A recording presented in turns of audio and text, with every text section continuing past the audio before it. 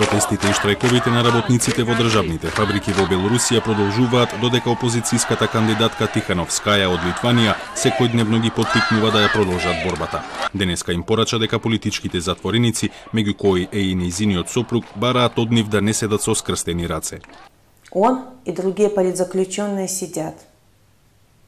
Но он просит, чтобы вы не сидели. Чтобы вы не сидели, а сделали все, чтобы жить в стране для жизни.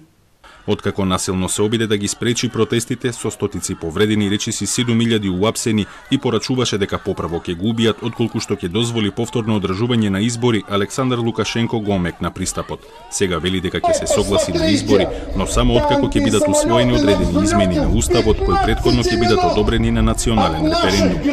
Опозицијата, но и Западот во предлогот не гледаат ништо повеќе од едноставно купување време. Вся эта вопиющая несправедливость и беззаконие показывают нам, как работает эта гниющая система, в которой один человек все контролирует.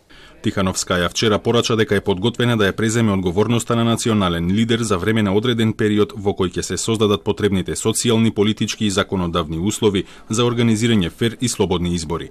На изборите на 9 август, поред официјалните резултати на изборната комисија, таа освои само 10,12% од гласовите, наспроти 80,1% на Лукашенко. Веднаш по изборите се појавија многу видеа и фотографии на социјалните мрежи кои покажуваат наводни сомнителни активности на изборните одбори, а Тихановскаја беше задржана 7 часа во изборната комисија откако отиде да поднесе жалба за резултатите. Протестите започнаа речиси веднаш по објавувањето на резултатите со главните барања за заминување на Лукашенко и одржување нови претседателски избори.